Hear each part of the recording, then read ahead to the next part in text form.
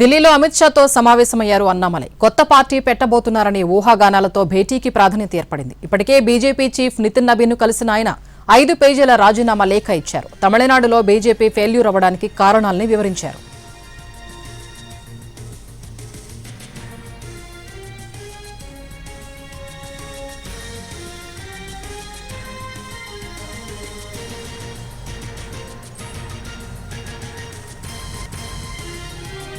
ఢిల్లీలో అమిత్ షాతో సమావేశమయ్యారు అన్నామలై. కొత్త పార్టీ పెట్టబోతున్నారనే ఊహాగానాలతో భేటీకి ప్రాధాన్యత ఏర్పడింది. పూర్తి డీటెయిల్స్ మా ప్రతినిధి రాజు లైవ్ లో అందిస్తారు.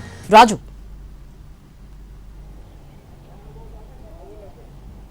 స్వప్న, తమిళనాడులో బీజేపీ ముఖ్య నేతగా ఉన్నటువంటి అన్నమలై ఢిల్లీ పర్యటనలో ఉన్నారు. అయితే బీజేపీకి ఏదైతే బాయ్ చెప్పి తను కొత్త పార్టీ లేదంటే పీపుల్స్ మూవ్మెంట్ చేసేటటువంటి అవకాశం ఉందనేది కూడా స్పష్టంగా తెలుస్తుంది. ఎందుకంటే ఆయన ఢిల్లీ పర్యటనలో కీలకమైనటువంటి బీజేపీ నేతలను కూడా కలిశారు.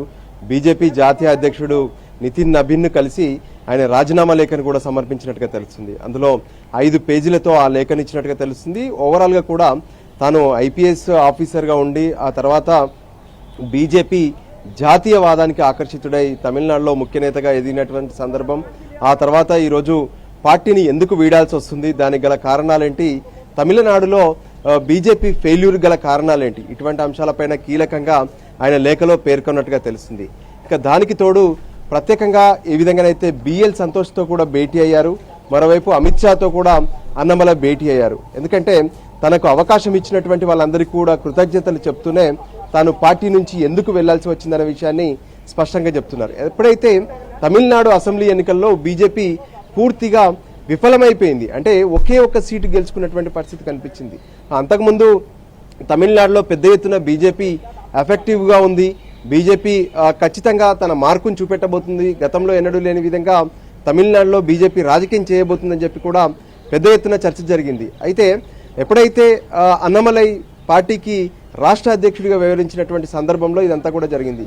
ప్రతి అంశంలోనూ తాను స్పందించడం కావచ్చు, ప్రజల్లో పెద్ద ఎత్తున అన్నమలైకి పెరిగినటువంటి ఆదరణ. కానీ ఎప్పుడైతే ఏఐడిఎంకేతో బీజేపీ పొత్తు పెట్టుకోవడం, అంటే జాతీయ స్థాయిలో జరిగినటువంటి ఈ పొత్తును ప్రత్యేకంగా అన్నమలై వ్యతిరేకించారు. ఎందుకంటే రాష్ట్రంలో బీజేపీ ఒంటరిగా వెళ్లాల్సినటువంటి అవసరం ఉంది, యువత గురించి కావచ్చు, మహిళల గురించి కావచ్చు, ప్రత్యేకంగా ఉద్యమాలు చేయాల్సినటువంటి అవసరం ఉందనే విషయాన్ని అన్నమలై స్పష్టం చేశారు. వాస్తవానికి అన్నమలై అంటే ఎప్పుడైతే ఆయన అటు 2010-11లో ఐపీఎస్ సర్వీస్లోకి వచ్చిన తర్వాత కర్ణాటక కేడర్లో పనిచేశారు.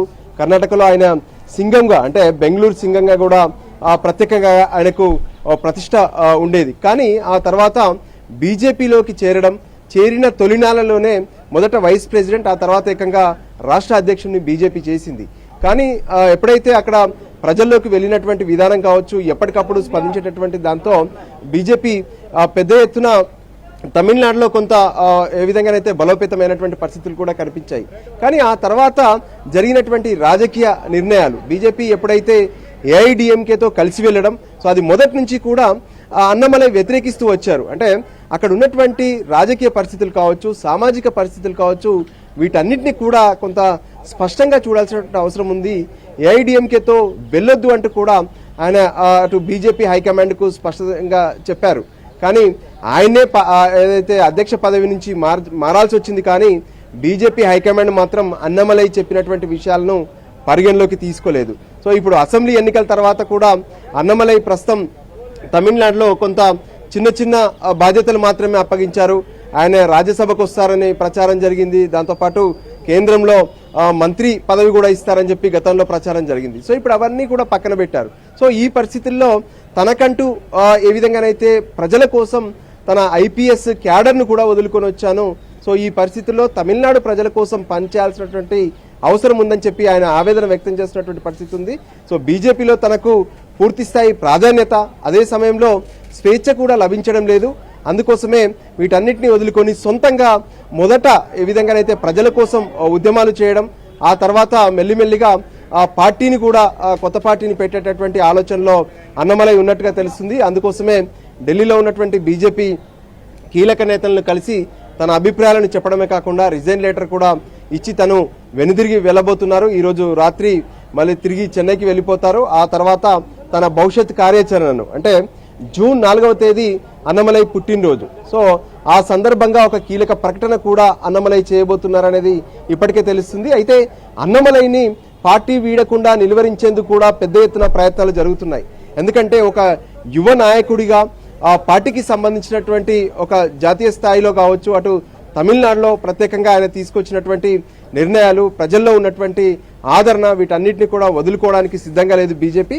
ఆయనతో ఒకవైపు ప్రయత్నాలు చేస్తుంది నిలువరించేందుకు. అయినా కూడా ప్రస్తుతం ఉన్నటువంటి రాజకీయ పరిస్థితుల్లో తాను బీజేపీలో కొనసాగలేనంటూ ఏకంగా 5 పేజీలతో లేఖను కూడా ఇప్పటికే పార్టీ జాతీయ అధ్యక్షుడు నితిన్ నబీన్కి ఇచ్చారు.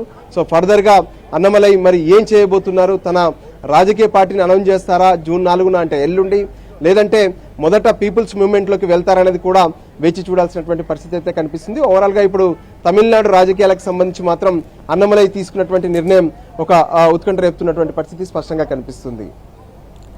Right, thank you Raju.